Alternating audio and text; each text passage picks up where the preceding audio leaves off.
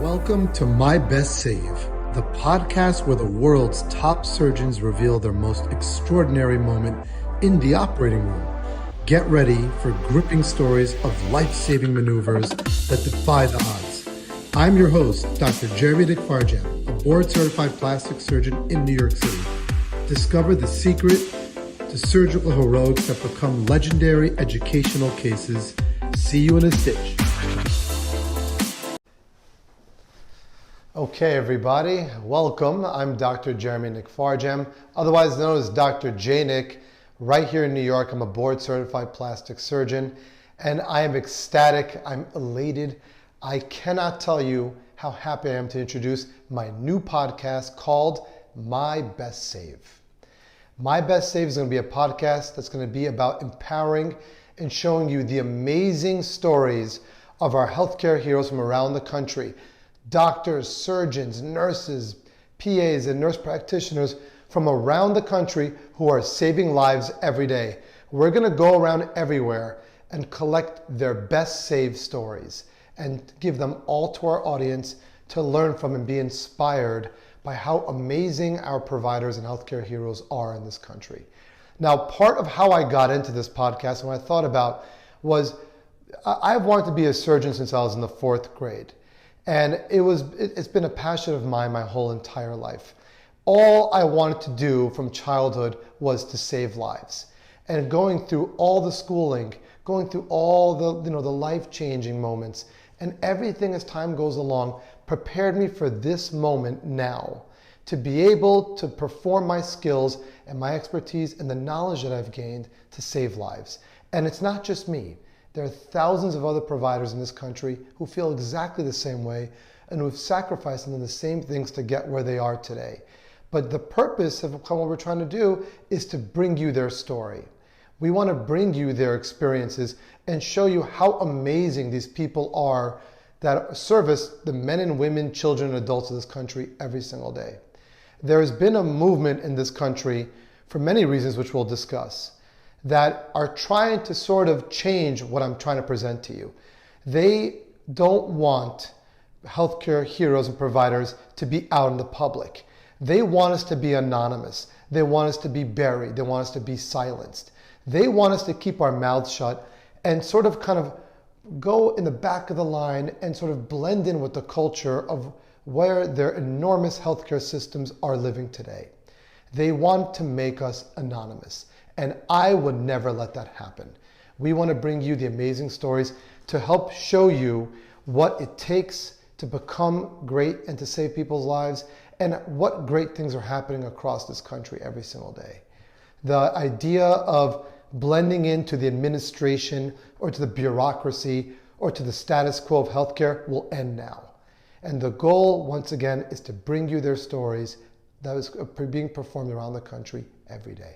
So tune in, please spread the word. All students, all people of all kinds, please tune in and share because you're about to hear some amazing stories of lives being saved. Let me tell you a little bit about the way I grew up because I really believe that the way people grow up shapes their lives forever.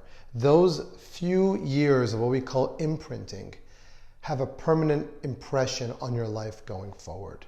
I am the son of immigrants.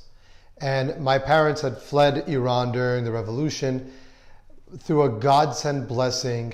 And I say blessing because at the time, you don't feel that it's a blessing. Often in life, I believe, you kind of go through a hardship where you don't realize what it's going to do for you down the road in a very positive way. My parents came to this country at a very young age. My father came to attend, after London, MIT. He was brought on a scholarship. And what you can imagine, an immigrant from a foreign country coming to MIT on a scholarship for engineering, you can imagine what kind of work ethic, what kind of brains, what kind of sort of thinking, and what mentality you had to have to achieve that. My mother came here as well for work-related reasons and eventually for marriage too. So when you're the son of an immigrant, you grow up different than the rest of the country. You kind of feel the American dream, but more importantly, you're really experiencing it very intimately. We grew up in Queens in a small apartment with a huge community, and life wasn't a struggle, but life also wasn't luxurious. We kind of grew up with very simple sort of means. Home cooked meals. Going out to dinner was a big deal. One vacation a year. Going on a vacation was also a really big deal. Buying clothing was a real expense. And kind of the way you would imagine the American dream in its beginnings. And remember, the American dream doesn't start with one generation. It starts over multiple generations. And it starts when we have that initial landing here in this greatest nation in this world, the United States. So growing up in Queens, immigrant parents, what I can tell you, and I can summarize by good parenting, is that it's a mixture of love, and tough love. It's really a blend of both at the right times. My mother was the kind of person who really instilled in me a love of people. She kind of made sure that I treated people well, shook their hands, made eye contact, and was really sensitive and empathetic to the human condition of anybody. She kind of would say hi to anyone, the person making your sandwich at the local restaurant, or the bus driver, the school crossing person, or just family and friends. It was really about treating people right. My father was the kind of person who was very different. Discipline, hard work, staying focused. Kind of what you expect the head of household father, alpha male kind of guy to be like. Kind of instilling on their son, you have to work, we expect you to succeed. And that expectation started young. There were no free nights for me. It wasn't, hey, I can watch, the Knicks play basketball. In fact, I used to have to sneak into my bed at bedtime at 9 o'clock with a Walkman in my ears and hover on volume 3 to listen to Knicks games. Because back in the days, the Knicks would play, the Bulls very often, and Jordan was on the Bulls. So growing up with immigrant parents was definitely an advantage. It was tough. It was hard. You had to grit. You had to grind. But I learned things that people otherwise would never have learned. I learned work ethic very, very passively because it was done through my life. It wasn't imparted onto me. It was shown to me. I kind of went through the school system, and I was a public school person from the beginning. I kind of saw the benefits of being in a public school, the acclimation, being involved in different cultures and different ethnicities, and being exposed in a very good way. My life went along until the 4th grade. Now, this is a very seminal moment in my life, and I talk about it a lot in different lectures. In the 4th grade, our 4th grade teacher gave us an assignment, and she assigned each of us to one part of the human body when we were studying about the human body. And she would say, hey, Sammy, you do the nervous system and the brain. Tommy, you do the bones and the skeletal system. And when it came to me, I say, hey, Jeremy, you're going to do the circulatory system. And at the time, I'm like, circulatory? That's a huge word. What does that mean? We had no internet. We had to go to the library and actually pick out books and open them and actually read from them. So I remember how fascinated I was by this project. But the seminal moment was I opened the page, and this fact stuck with me for the rest of my life. The fact said, if you took every single blood vessel and connected them end to end, if I took every blood vessel, every artery, every vein, every capillary, every little vessel in our human body, in one body, and I connected them end to end, it will stretch around planet Earth twice. I'll say it again.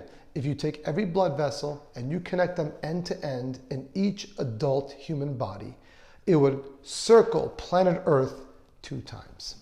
That simple fact, I don't know why, I don't know how, but it set off a fire in me that has never gone away. I went to sleep that night, well, really lack of sleep, and I thought in my mind, how is it possible that each and every one of us has this much complexity, has this much amazing circuitry, engineering, marvel of, sort of a nature type structure? How do we have this in each and every one of us? I believe in God, and I believe these things are all divinely given to us. But just the science aspect of it blew my mind away. And from that 4th grade moment till today is something that changed the deflection of my life forever. Now imagine you've had this light bulb moment in the 4th grade, and you kind of have instilled this passion, this fire, this sense of being alive, this aliveness. This is not really a word, but this sort of feeling of, I know my purpose. And I knew that in the 4th grade. It was as if God came down to me in my own little way and said to me, I'm tapping you on the shoulder for this task. So from that moment going forward, believe it or not, I had a direction. I knew what I wanted to do. I knew I wanted to be a surgeon. I wanted to invade someone's body. I wanted to get in there, fix their problems, and I wanted to save their lives. And I did it because I wanted to be a heart surgeon. I was kind of dead on set that fixing people's hearts was the way to fix their lives. Going through middle school with that sort of mindset, I excelled. Honors, science, math, you name it, to me was easy. It wasn't easy because the content was easy. It was easy because I had a motive, I had a direction, I had passion. I knew what I was doing this for. Going through middle school though, I experienced all the normal things. Friends, sports, sort of meeting the other sex, females, parties, etc. in a normal way. But what I can tell you was doing it through the lens of where I wanted to go changed the way I approached that experience. I kind of held myself in a higher standard, guarded my sort of intents, and made sure that what I was doing was appropriate for my future. Going into high school, I love sports. Basketball, football, my passions in the sporting world. I was very lucky in the sense that I was decent at sports, but that I grew up with a love of basketball. Michael Jordan shaped my life like it did for many other people my age. And I wanted to be a ball player. I played ball every single day. When I got home from school, would not hit the books, would go to the basketball court for 2 hours every single day, practice every day, get home, and then start studying from there till midnight sometimes. And just read, go, and repeat the same thing every day. Seminal moment in high school, I would say, and I think this is an important sort of maturity process for anyone going through school, was a sense of being part of a team. Being part of a team gives, at least I can speak for men or speak for boys in that sense, that it gives you an idea of you belong somewhere and you're accountable to other people. You can't just do things the way you want to do it. You have to do things as an organism, because if you fail, the team fails. If you succeed, the team succeeds. And football was the best way of doing this. There is no, I can't say this, there's no comparison of what football does for a young man in almost anything else in the sporting world. Football is different. It involves strategy, it involves brains, it involves discipline, it involves memorization and reliance. Relying on people means everything at that age. I walked on the field in the 9th grade. I got tapped on the shoulder, come try out for varsity for a wide receiver position.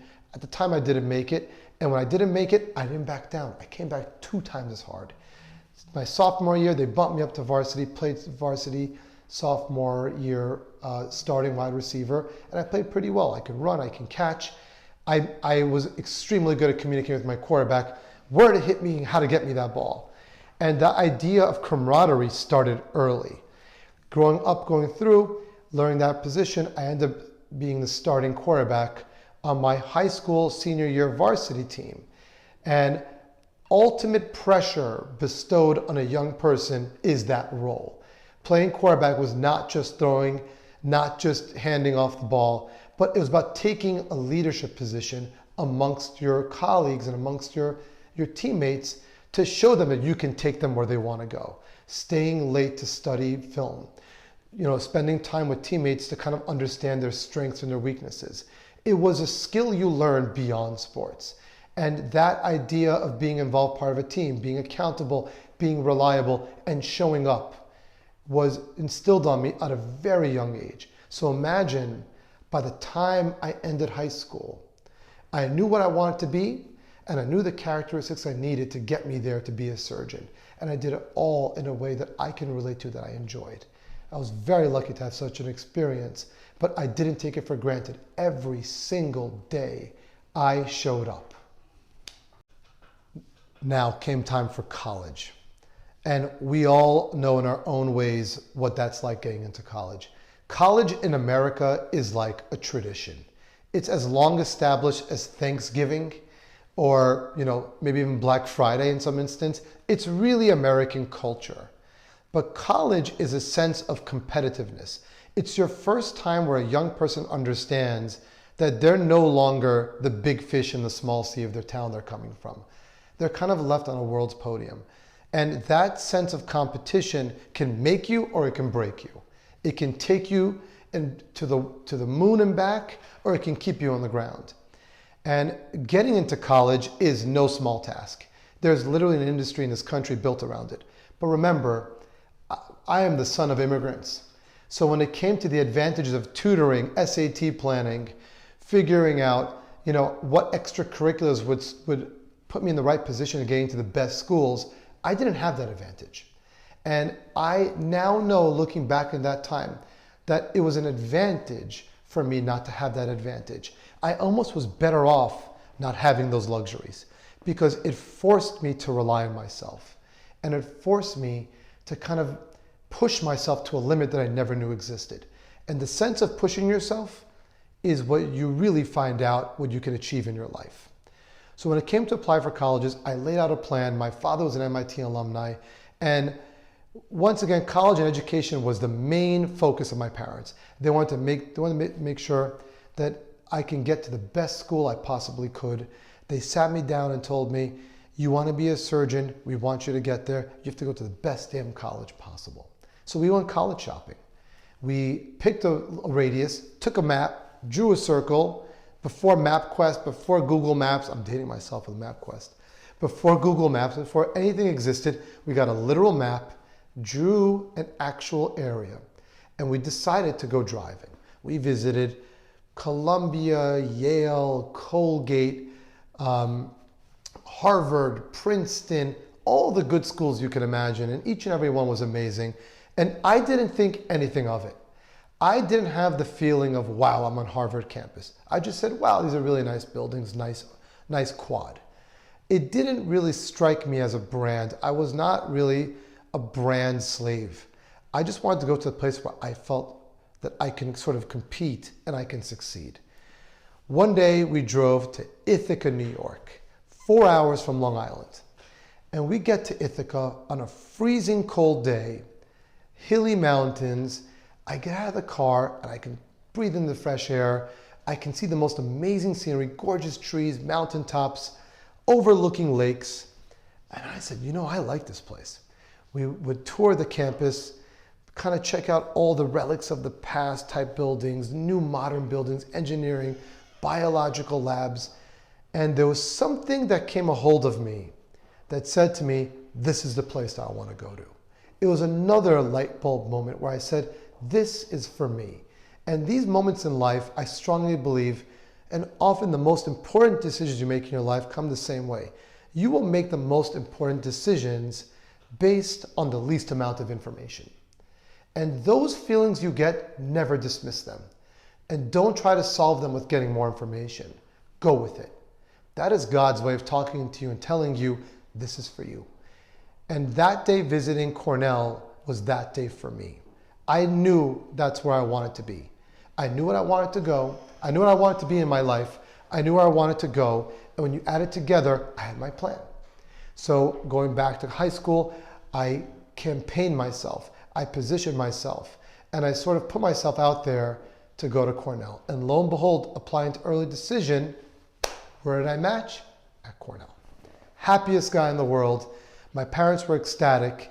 The day I found out, I was in Miami with my friends at a small rinky-dinky motel. My parents called me to tell me, and I run out of a shower, wearing a towel, of course, going crazy of the relief of being a senior in high school, getting into Cornell.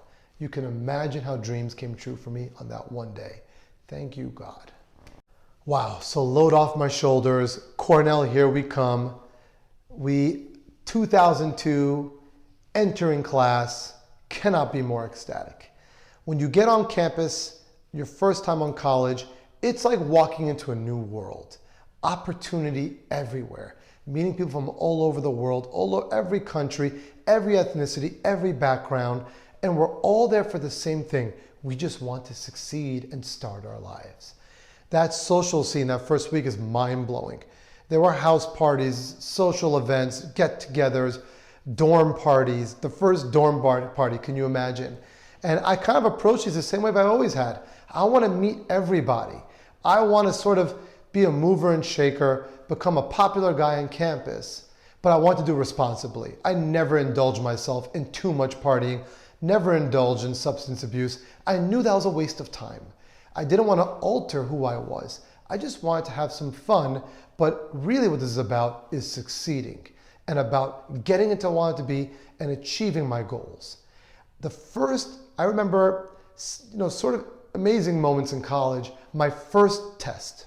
The first test I took in college was a biology class. And I came from so much biology, I was like a wizard in biology. My first college class in biology, took the test, I got a B+. Now, I've never gotten a B+ in my life. I was really angry.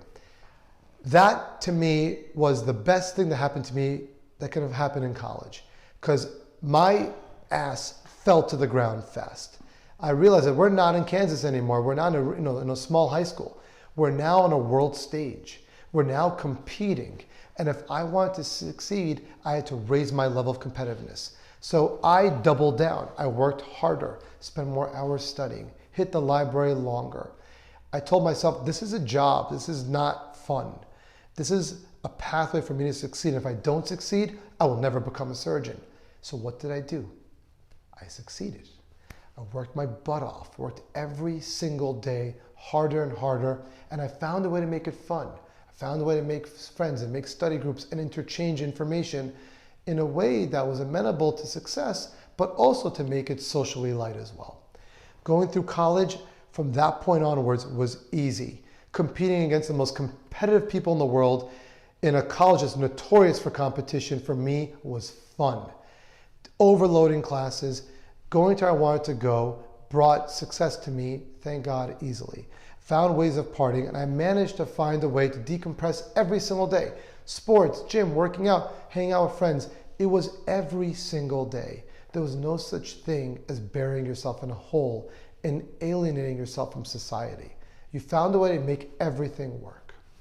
So going through college, I knew, and I believe the mark of a college is one simple contract. If I put in the work and I gain the success, will this school take me to where I want to go? Will it help me realize the potential that I put in and I invest? And if you go to a college that can do that, it's well worth it. And at Cornell is exactly what happened for me. I put in the time, we got the grades, I worked my butt off, went through summer internships, and lo and behold, I had the opportunity to graduate as a junior. I called my parents up and I said, Mom, Dad, there's a chance I can graduate a year early. I don't know if I want to. I may want to go abroad. I may want to go, do this or do that. And once again, when you're the child of an immigrant family, remember, what do you think the answer was? The answer was, you better graduate early because we need to save in that year of tuition for you to spend on medical school. So I thankfully, happily didn't go abroad, didn't spend that year partying, graduated a year early, and applied for medical school in that year off applying for the MCATs. That to me was an extremely important decision because it led me to a position of my life where I had to kind of decide where I wanted to go and what I wanted to do and when would I be able to do it. After graduating Cornell, I just spent a year preparing for the MCATs and applying to medical school, and I couldn't go to med school a year earlier. So I had a gap year. And in this country, gap years have changed to becoming experience-based gap years. And in my position, there was no time, no expense. We had no budget. We had no money for experience. It was about supporting and helping my family. So I called my father one day and I told him, hey, Dad, I got an internship in Manhattan at Cornell with a very prestigious lab doing research on lung cancer. I wanted to work in a lab that's in the forefront of curing lung cancer.